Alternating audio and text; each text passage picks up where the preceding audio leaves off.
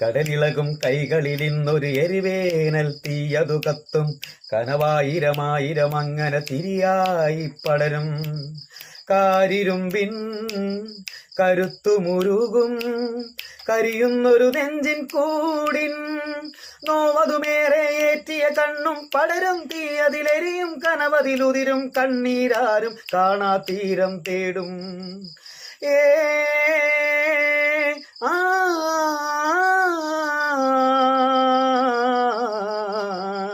തീയേ ഇത് തീയേ തീയേ തീയേ തീയേ തീയേ ഇത് തീയേ ആളിപ്പടരും തീയേ. എല്ലാവർക്കും നമസ്കാരം. ഇന്ന് തുടക്കം തന്നെ ഒരു 4 വരി പാടിക്കൊണ്ടാണ്. ഞാൻ എഴുതിയൊരു പാട്ടാണത്. എൻ്റെ പാട്ടൊക്കെ എഴുതിയ പുസ്തകം എൻ്റെ അടുത്ത് നഷ്ടപ്പെട്ടു.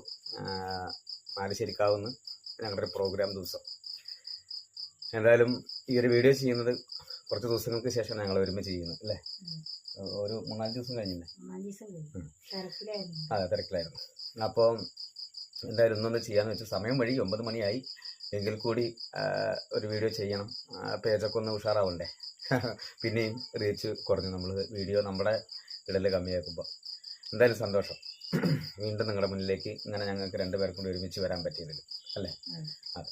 എന്തായാലും കുറച്ച് ദിവസങ്ങൾക്ക് ശേഷം ഈ വീഡിയോ ചെയ്യുന്നതിൽ ഒരു പ്രധാനപ്പെട്ട കാര്യം പറയാൻ വേണ്ടി കൂടിയാണ്. മറ്റൊന്നുമല്ല, എൻ്റെ നാട്ടിലെനിക്ക് ഞാൻ ആഗ്രഹിച്ച പോലുള്ള ഒരു ആദരവ് എനിക്ക് കിട്ടി. ഇതിൻ്റെ മുന്നേയും കിട്ടിയിട്ടുണ്ട്. കുറേ ആളുകൾ എന്നെ വിളിച്ച് ആദരിച്ചിട്ടുണ്ട്, സംഘടനകളും മറ്റുമൊക്കെ ആയിട്ടും. എന്തായാലും സന്തോഷം, എല്ലാവരും നന്ദിയുണ്ട്. പക്ഷെ അതിനേക്കാൾ കുറച്ചും കൂടി മികച്ച ഒരു ആദരവാണ് ഇപ്പോൾ കിട്ടിയത്. ഇതല്ലേ?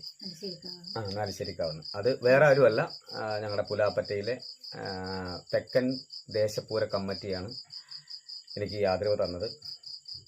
അവരുടെ ഈ 2025 50 വർഷം തികയുന്ന ഒരു സുദിനം കൂടിയായിരുന്നു.